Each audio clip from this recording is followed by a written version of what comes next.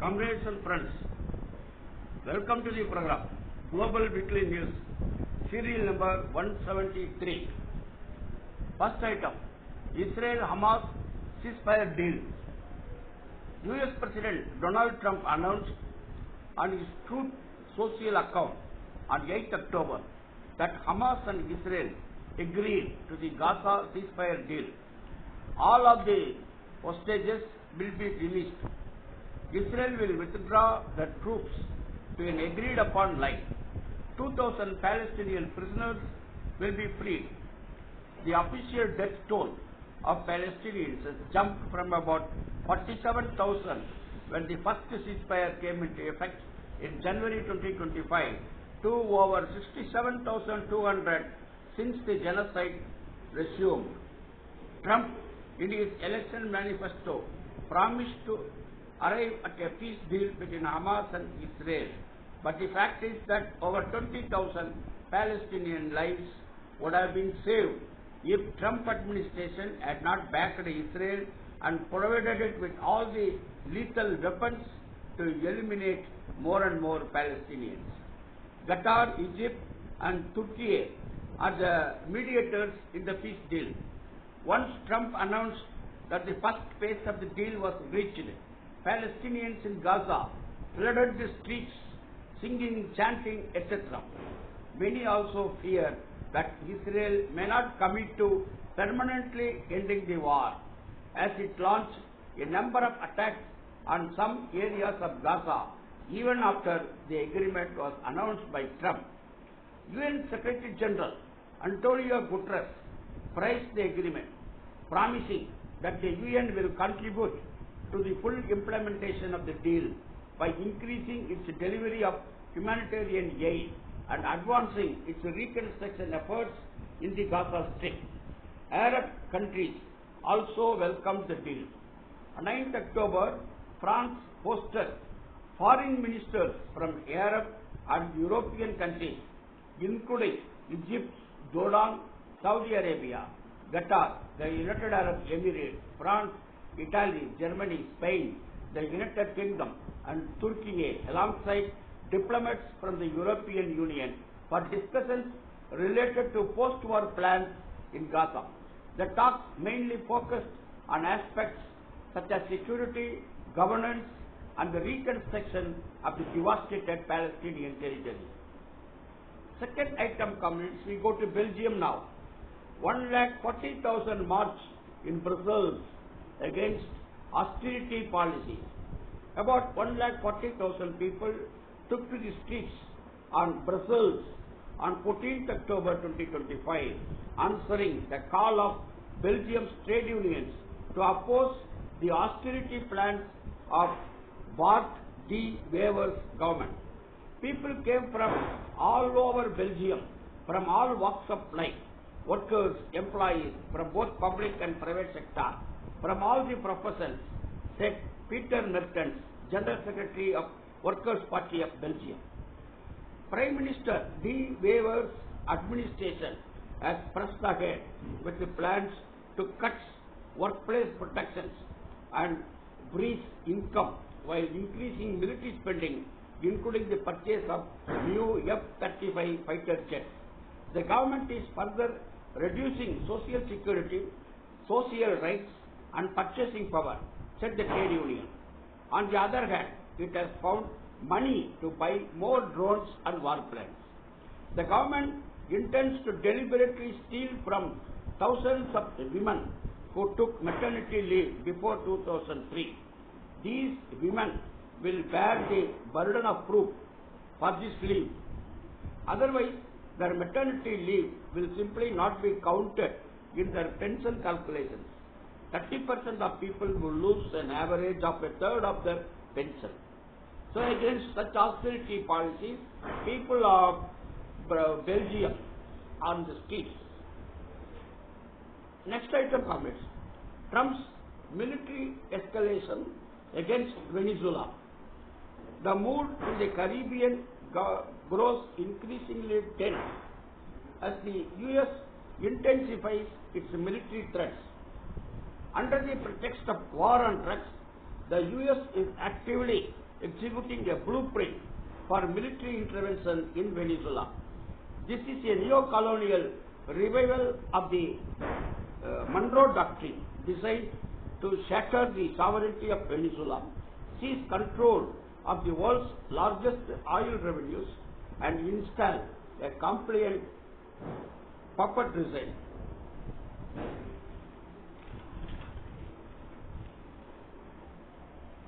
Come 10 minutes wait பண்ணுங்க. 10 minutes wait பண்ணுங்க. Okay. The Trump administration has ordered unilateral military strikes against private vessels near the Venezuelan coast, allegedly to stop drug trafficking. To launch these alarming attacks, the U.S. military has deployed a massive naval force of warships, drones, and special operations forces. These strikes have resulted in the summary execution of at least 27 people. This is extrajudicial murder. The U.S. administration has characterized the victims without credible proof as drug traffickers and terrorists. The New York City Bar Association has strongly denounced this action. The U.S. government possesses ample legal authority for the Coast Guard to interdict and search vessels suspected of carrying narcotics, followed by prosecution in U.S. courts according to due process requirements. The crews were simply targeted and executed by overwhelmingly military force. Regional leaders, including Colombian President Gustavo Petro, have condemned the extrajudicial killings. The sighting of U.S. B-52 bombers in Venezuela airspace flying in close range is a significant escalation. The Trump's unilateral drone strikes in the Caribbean, combined with the White House's termination of all negotiations with Venezuela, appear as a precursor for a full-scale regime change operation. America wants to install a puppet government in Venezuela. Comrades, fourth item, Dr. Muhanna released after 665 days. Dr. Ahmed Muhanna, director of Al-Adwa Hospital in northern Gaza, has been released by Israeli forces after 665 days of illegal imprisonment. He was originally kidnapped from the hospital floor in December 2023. Israel directly targeted medical staff as if they were the biggest enemy of the Zionist entity. Dr. Muhanna said, "You will never get control of them. We will never leave the hospital." Dr. Muhanna was released with a number of healthcare workers, nurses, doctors, and paramedics during the first phase of the Captives for Prisoners Exchange Agreement. There are at least 115 more Gazan healthcare workers who are still being held in Israeli detention. At least 5 medics, including surgeon Dr. Adnan Al-Bursh, have been tortured to death while imprisoned during the genocide. Gaza Health Solidarity Declaration states, we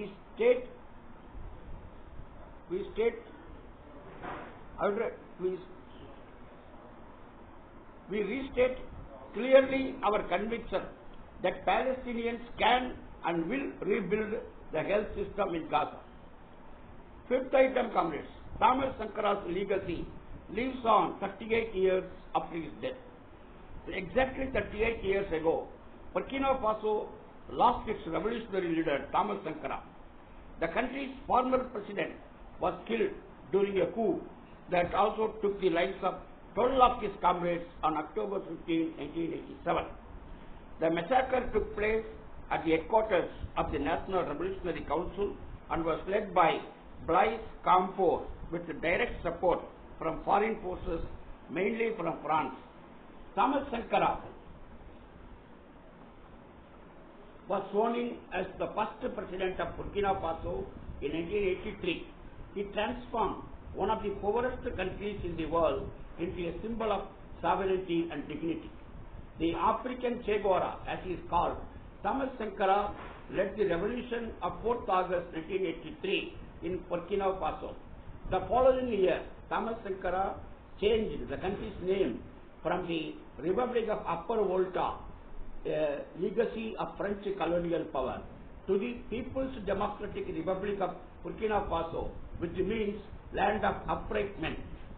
The visionary leader, known for his modest lifestyle, promoted the manufacture and consumption of local products in Burkina Faso.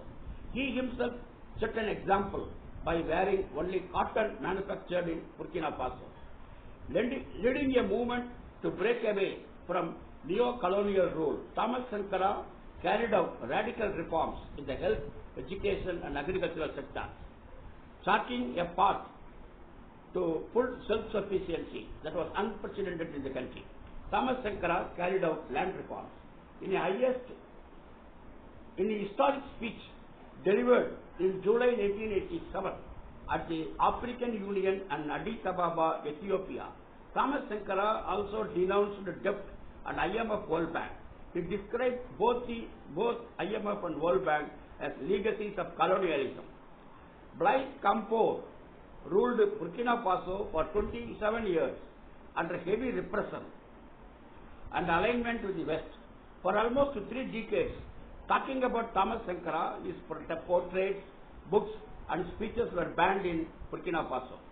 After the popular uprising of 2014 and the end of Compaoré's reign, the country was able to begin investigations and trials into the death of the African leader, Thomas Sankara. Against all evidence, Sankara's death was classified as a natural death until April 2008. In 2022, the military court of Burkina Faso sentenced Blaise Compaoré to life imprisonment. The National Coordinator of Youth, Bayala, reaffirms young people's support for the measures implemented by the Alliance of Sahel States to break with France. Lumumba was killed by Belgium. Kwame Nkrumah was killed by England and the United States CIA. Sékou Touré was killed by the French Director General of French Foreign Security. Amilcar Cabral was killed by the Portuguese. Thomas Sankara was killed by France. We don't want to lose any more of our leaders, heroes, Bayala said. Ibrahim Traoré, the present president, inaugurated the memorial for Thomas Sankara in May this year on the same site where the former president and his 12 colleagues were assassinated. The memorial houses Thomas Sankara's mausoleum also. Ibrahim Traoré took power on 14th October and on 15th October 2022, he came to Sankara's mausoleum and said he would continue the revolution that Sankara had started. Today, women assert themselves in all professions. You find women police officers at the head of various companies. 6th item comments. Trump's speech in Israel's parliament.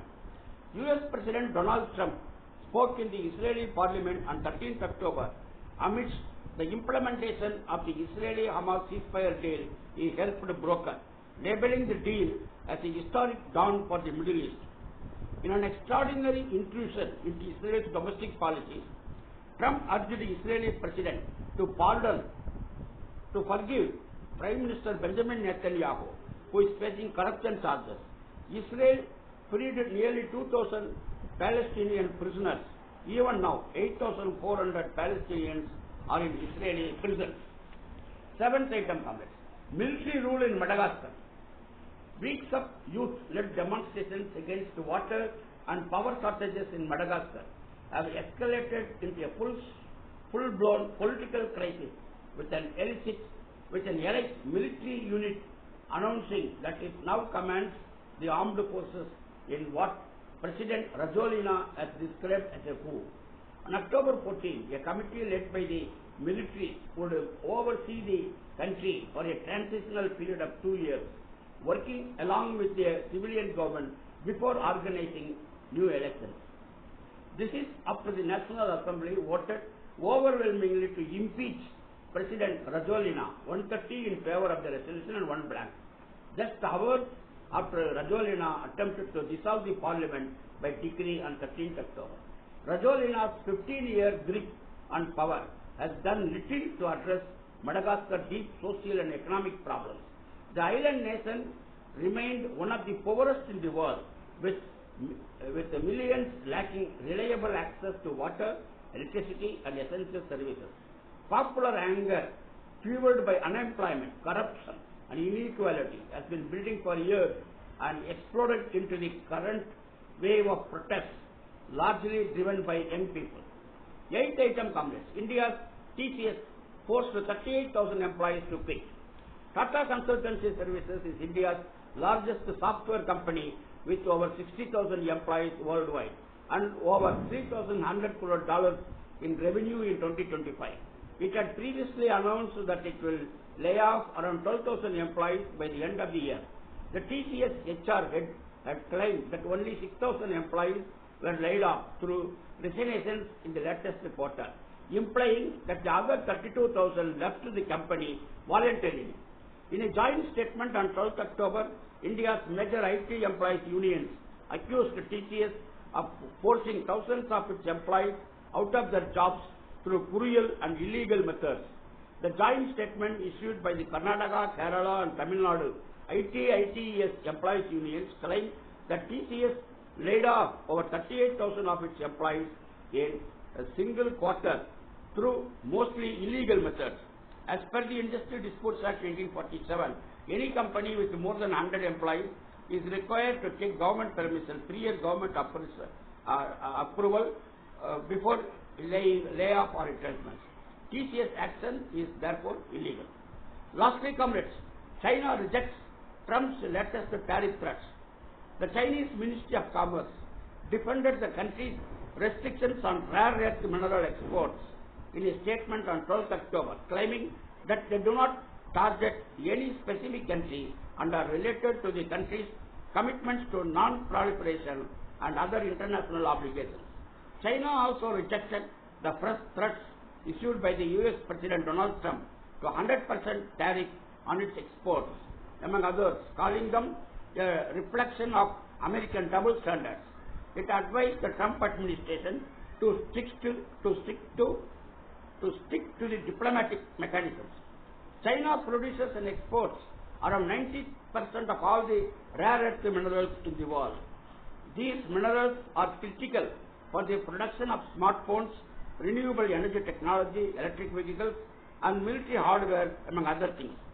China asked the US to correct its practices, warning that if it insists on going the wrong way, China will surely take resolute measures to protect its legitimate rights and interests. Thank you, comrades. See you next week.